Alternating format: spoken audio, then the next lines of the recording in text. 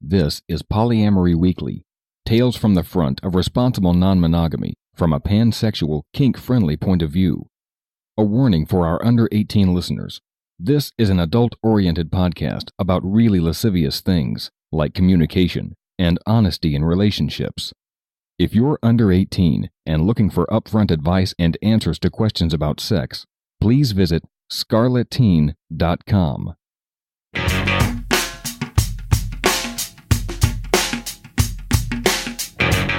This is Polyamory Weekly, episode 546 for February 1st, 2018.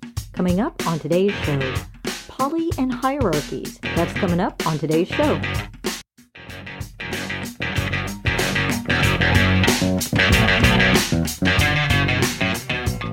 Hello, everyone. I am your host, Minx, and for our main segment today, we have yet another fantastic report from our South African correspondent, Erich Viedge, this time interviewing Chris Deaton on the topic of hierarchies and power dynamics in polyamory. Really fun. But we have a couple of announcements and some news items I want to share with you first before I hand you over to Erich. First, in terms of announcement, I am pleased to report that we are going to be speaking at a couple of conferences this spring. The first is Southwest Love Fest. It'll be our first time there. That's in Tucson, Arizona, April 7th to 9th. And then later that month, back to RelateCon in Boise, Idaho. We had so much fun last year, we couldn't say no to going back this year. So we're going to be there at RelateCon April 27th to 29th. It was a super fun conference last year. I can't imagine how it could be any better than it already was, but it probably will be.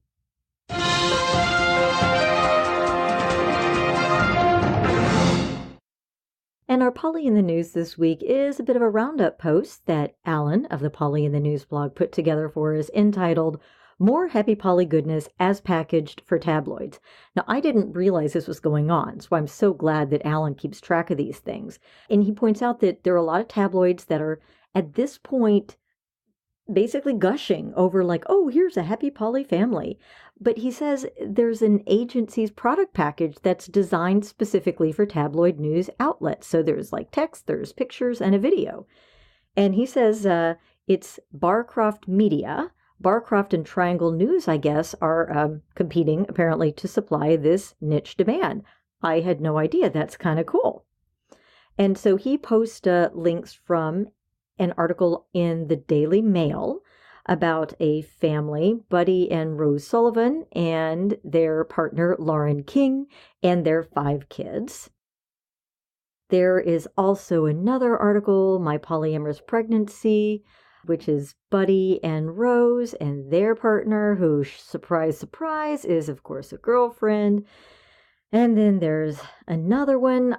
I'm happy that agencies are talking about polyamory and that they're doing it in a fairly realistic and normalizing, non-marginalized way. Can't help but notice that these 4 profiles that are in these various tabloids are all white, all triads, and all MFF. It's always one guy with 2 girls. And so it kind of basically makes polyamory look like it's only white people, and it is couple plus 1, and maybe with kids. So, I'm glad we're hitting the mainstream. I'm glad that these articles are less sensational and more just about profiling people and showing how, very normal it is.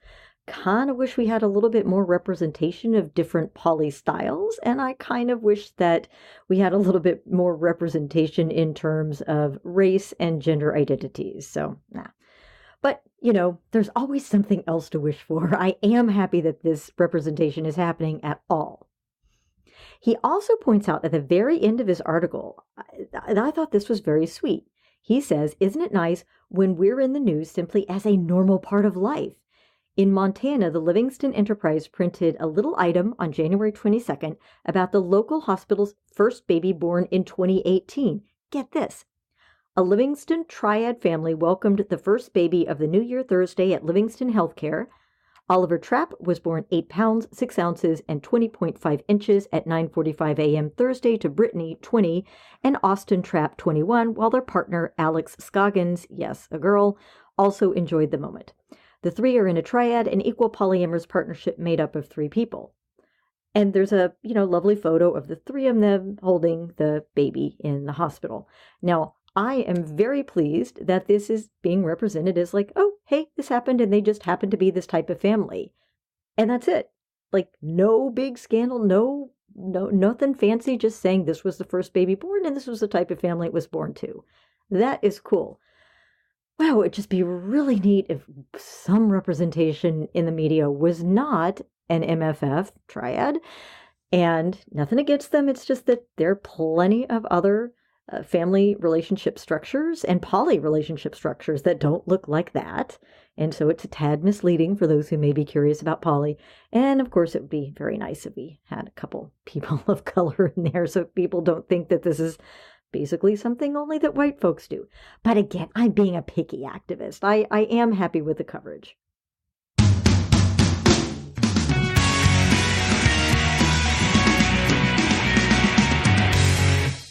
And with that, I am going to hand you over to Erich and Chris. One comment at the very end. Erich mentions that there is an episode coming up in November about coming out to your kids. Clearly, he doesn't mean November 2018. We actually ran that episode first. It was episode 538 with Casey Blake. So good news, you don't have to wait for it. You can already listen to it. Oh, and one other comment. If you already practice BDSM in conjunction with polyamory, the juxtaposition of the power exchange involved in BDSM with the more egalitarian nature of polyamory probably won't seem as incongruous to you as it does to our guest in this next segment. But I think there is really some value in the way he views this and the way he's processing the juxtaposition of those two things. Take it away, Erich. Polyamory, like monogamy, I guess, is full of firmly held positions and taboo subjects. And Chris Deaton, my name is Chris Deaton, and I am a graduate student at Arizona State University. Ran headfirst into one. And what do you do if you're a researcher at the University of Arizona and you run into a taboo? Well, you research it. I'm working on an interdisciplinary master's degree, and that is researching around the structure or the perception of structure and polyamorous relationships. Tell us how that came about. 2-3 years back, I attended a conference in Denver. It was a BDSM conference from the kink community.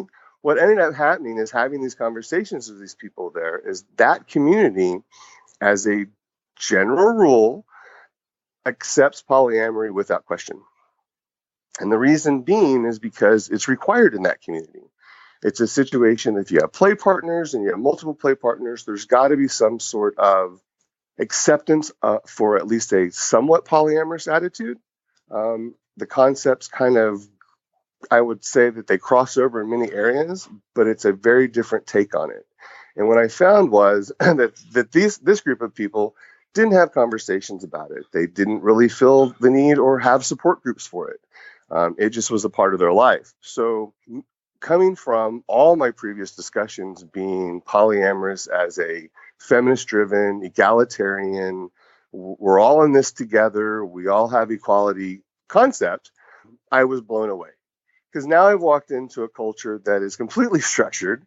you know who's in charge, you know who's not in charge. And they've taken on this polyamory version of theirs that is not egalitarian, that is very hierarchical. And so I started looking into that.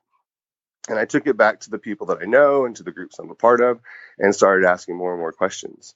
And so now what you're doing is you've thrown out a survey for non-monogamous people to complete so that you can research this a little bit further. Tell us a bit about that. That's actually kind of where I'm going. So with the survey that's currently out there now, I'm doing two things. I'm asking a lot of questions for a general survey to get ideas about hierarchy. How do they feel about it? Are they in hierarchical relationships? And how does that look to them? And then I'm doing a second phase where I'm doing a semi-structured interview part where I'm actually asking more questions to kind of get an idea of how that actually works in the real world. And I'm interviewing two sets. I'm interviewing those people that do not identify with the kink community. and I'm interviewing those that do. So I will have a comparison between those two different perceptions of hierarchy. After this interview, I went to the Poly Weekly archives, and in January 2016, Minx and her co-host Co-Creation did a show especially on hierarchies. Are hierarchies getting a bad rap? That's coming up on today's show. And it turns out that the hierarchies that Minx and Co were talking about are very different from the hierarchies that Chris Deaton is talking about. The hierarchies that Chris Deaton is talking about is the power dynamic, the power differential inside poly relationships. So in the kink community, in the BDSM world of bondage and discipline and domination, submission, and sadomasochism, there is a very structured element to those relationships. There is typically a dominant or a master or a top or someone's in charge of a household that often run small and sometimes rather large polyamorous households. And I'm talking anywhere from 2 to 20 people in these households. Yet you know who's in charge, you know who makes the decision, you know who you go to for all decisions, and it's very well defined of how that structure works. Where from a general standpoint in the polyamory community, we look at this from an egalitarian viewpoint. We want things to be equitable. We want each of our partners to have autonomy. We want each of our partners to do what is right for them in their relationship. And I don't want to say that that's not true about the kink community, because it is. The structure around it is just different. And I just find that absolutely fascinating. We've got two completely different cultures living much of the same lifestyle, but taking it from two different points of view. As I understand it, it's about power exchange, right? So the slaves or the bottoms or the submissives are ceding power to their masters or their tops. So in a sense, they do have power, because otherwise how could they cede it? Right. That's a whole nother conversation. Yes, you're completely correct. You really are interested in power, aren't you, Chris? Definitely in the way that we interact with it, for sure. I find it super fascinating, especially the inferred power and the ones that are not completely identified. We discuss this all in the time and poly groups, that if you're a married couple and today is your wife's birthday, yet it's your boyfriend's graduation, who wins? I mean, what do you do in that situation? We don't play the quid pro quo game, but at the same time, we do try to make things equitable. And in a BDSM or a power exchange situation such as that, there would not even be a debate. Whoever it is that is saddled with the authority of the group would say, this is what we're going to do. Sorry. Well, I mean, I would just invite my wife to my boyfriend's graduation. And there are plenty of ways to work around that. And what really fascinates me is the ones that say there is no power exchange, yet you can see it's there. Tell me about that. Just the situation where you will have couples that are egalitarian in their speak. They will tell you that we are equitable, that he or she has complete autonomy over the other. Yet we know, or we watch through actions, that the decisions and questions and answers that are given to a couple or a throuple, they all look to one person to make that decision. So it's the inference of that power that is not necessarily identified or even admitted to. But we do see it exist. So that's a kind of a taboo, isn't it? It's the polyamory community seems to have thoroughly internalized this idea of egalitarianism, and therefore even to speak about power becomes a taboo subject. That's what it sounds like. Often it does. When I first got into doing the research and I first started reading the books, all I would hear about is equality and egalitarian and quid pro quo. And how this is how it works, and this is why it works so well. And 5 years later, after spending a lot more time doing research, I'm finding that works for some people, but you know what? That's really not for everyone. It's just one of those situations. I'm hearing more and more people that are speaking out that this is how they live their life. And is it good? I'm not really sure. I think that everybody makes the decision of what works best for them and their community and their people. Hierarchy's got a very bad rap. Oh, sure. Minx and Co-Creation did a story about non-hierarchical poly, I don't know, about a year ago. Mm-hmm. Correspondent, co-host, Co-Creation. Welcome back, Co. Thank you so much, Minx. And you had a very interesting idea for what I think is a very controversial topic. Do you want to share it? Sure thing. Is hierarchy getting a bad rap? So what do you think? Where do you think this is going? What are your hypotheses? I think that I will find that more people are hierarchical than believe they are. I think that will be one thing that will come out of this. I'm actually impressed with some of the early results that I'm seeing of how strongly some people do feel about the egalitarian relationship they have. But I am finding that more and more are hierarchical and are happy about it so far. What I really want to get out of this is to continue the conversation. I want to be able to provide insight to the therapist community. I do believe that there is a lot to be learned from our groups that not only do therapists need to know to help out with people in our groups, but the traditional monogamous community also. I think there's a lot that we can lend in both directions by just continuing this conversation. You know where this is going, right? You're going to be talking to very traditional Christians who believe in that chapter in, is it Ephesians, about the man being the head of the household and... Well, you are a very smart man, Erich. Am I? So I've dropped that from my research at the current moment. You what? Hold on, only because of scope. You coward.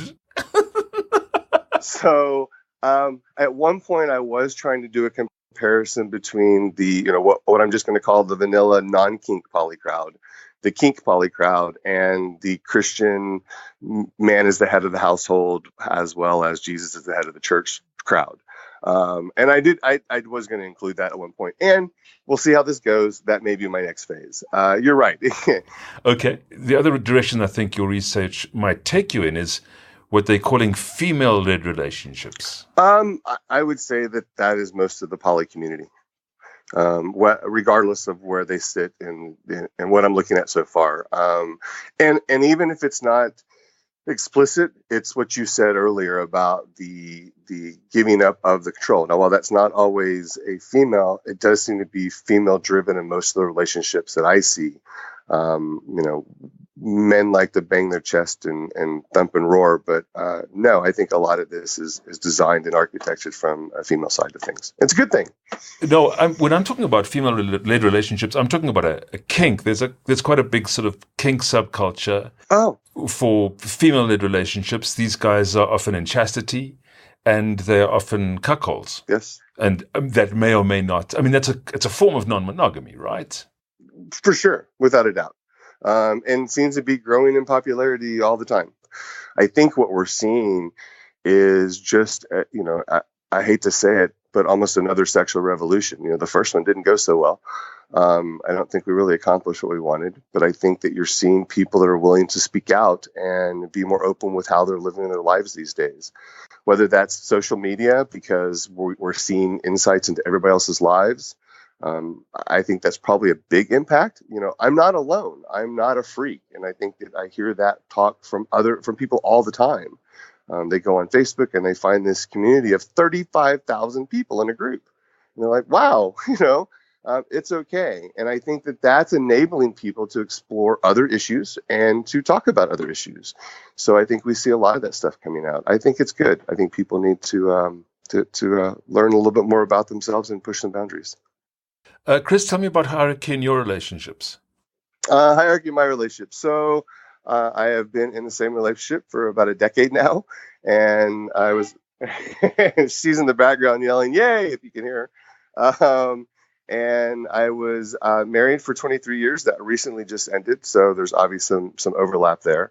The hierarchy in my relationship at this moment is we do live a loose 24/7 DS relationship where I am the authority in charge, where that she has given that up to me. I would say that it's very loose. If you know anything about the kink community and the people that live that lifestyle 24/7, it's a lot of work. And we have lives and autonomous lives, and so we play a little bit here and there. We teach in the kink community. So we're teaching trust, as I said, behind closed doors. I think that as far as hierarchy goes, it is definitely an often negotiated and discussed issue around here. But I think we're happy with where we're at, and we'll see how that goes. You've got these surveys up. You're beginning to collate some results. You have shared with us a few preliminary conclusions or hypotheses. Can you share anything more about what you found out? I would say the biggest, thing for me at the moment that I noticed looking at it yesterday was the fact that I have not advertised or solicited or spoken in any community that is kink specific or focused. And more than we'll just say a rather large, substantial amount of polyamorous people that have taken my survey so far also identify from the kink community. It's more than half. And I find that totally fascinating because my intention has been to blanket the poly community first. And then once I kind of got to a point, I was going to take a snapshot of the results. And then I was going to blanket the kink and BDSM communities and then compare the two snapshots just for my own personal and also for the research purposes. But I'm really kind of blown away by what I'm seeing so far that more than half are identifying as. Wow! So you went after the poly community and you found you found a whole bunch of kinksters in there. Right. You'll hear people say that there's just not that relation, and my findings are totally against that. I don't think that one makes the other. I do think that being in the kink community makes you very much inclined to be at least accepted of, if not a part of, polyamory also. Now, doesn't go the other direction. Being poly doesn't encourage you to be in the kink community, but I do think it falls the other way for sure. But finding all these people in the poly group was just, that was surprising. What's the next step for you in this research? Keep getting that survey out there, and then we're going to be attending the Southwest Leather Conference in January to get the surveys out for there, and start working on my interviews. I've actually had a number of people that have reached out to me and said they'd be willing to do the interview, so I'm going to start scheduling those for October, and then start putting all this together and get it published and get done. Pitch the survey to the listeners. Sure. It's at polyamory.education. That is the URL. It is available right now. It'll run all the way in through May. There is about 50 questions on there, and it'll probably take about a half an hour to answer them.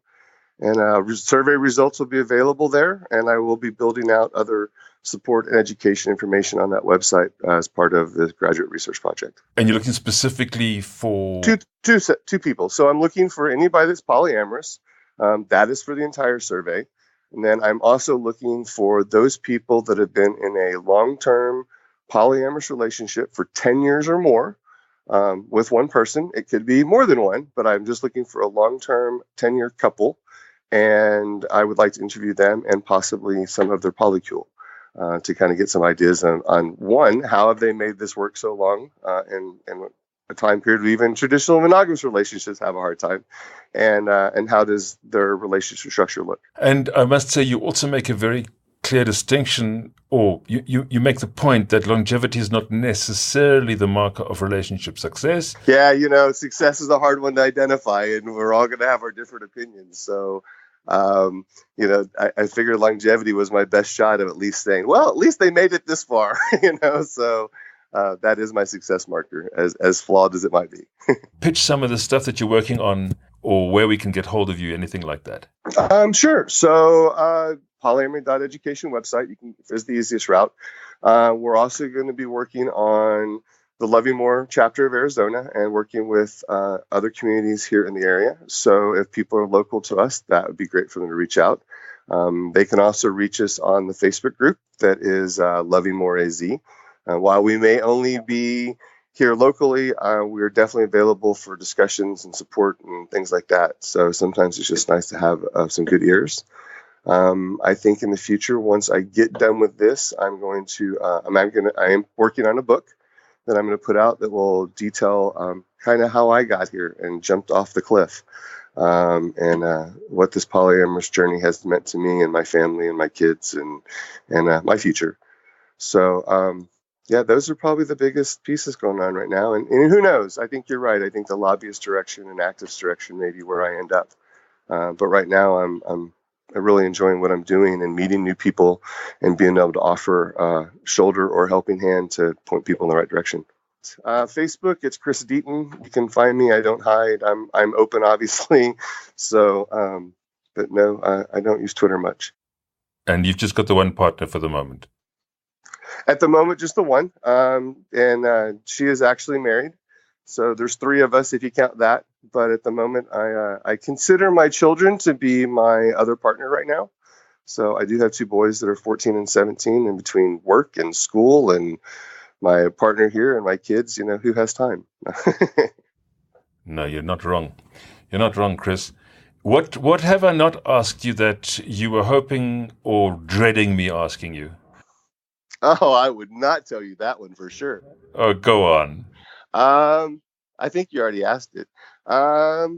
Kids. I would think that kids is probably the one you didn't touch. I get that question a lot. Is 2 things. How do you deal with when you decide to be open with the world, and 2, how do you deal with kids? Kids is the easy one for me. Open and honest at all times. That's my answer. I will always stick by that. I think that not being open and honest with your children, regardless of ages, causes a rift and a void that you will probably never be able to repair otherwise. And that being said, my kids have known as probably as soon as I was willing to say out loud. So they've been along for the journey most of the time. The other one is just the being out. It is still not necessarily a great time that we can do that and be open and out. But I do find that for those people that are able to make that step in their life, they're often surprised about the positivity that surrounds them after they do so. Yes, being white and male does have its perks. Without a doubt. It's funny you say that. I bring it up all the time because that is definitely one thing that I am well aware I have, and want to make sure that I'm able to use that to the greatest advantage to forward what we want to do for everybody. Yeah, to try and use that privilege. I must say, after this interview with Chris, I was sitting with my lover and her husband, and I was just watching how the power structure in these relationships plays out. It's actually very interesting. Chris also spoke about his 2 boys who are being raised in this polyamorous household. And just a heads up, in the next few months, probably in early November, we actually have a show talking specifically about how to come out to your kids as polyamorous. So keep an ear out for that one. In our archives, episode 462 from January 2016 also talked about hierarchies. Very interesting take. You can find Chris Deaton on Facebook. His surname is spelled Deaton. You can find us on Twitter and Facebook at PolyWeekly. You can even listen to the episodes on YouTube. You can find Cunning Minx on Facebook, Twitter, and Tumblr at Cunning Minx. Please call in your questions, your comments, your feedback, your announcements, your happy poly moments to 802-505-POLY or write to polyweekly@gmail.com. We'd love to hear how you handle the idea of power in your relationships or how you structure relationships. We'd love to hear all about that. So please phone that in. If you're interested in filling in that survey, it's at the URL, an unusual URL. It's polyamory.education. Pretty cool URL. And you can find the survey there. And as the results become available in the next year or so, between now and sort of late 2018, the results will become available as well. If you think we've earned it, please donate via the tip jar at polyweekly.com. Every little bit helps. It helps us pay for the web hosting and the telephone service and the bandwidth and other expenses. And it helps us to collect awesome poly content like this so that we can keep this podcast regular and free of charge for the thousands of people like you who are finding their way to polyamory. I've been your guest host, Erich Viedge. Thanks for listening. And remember, it's not all about the sex.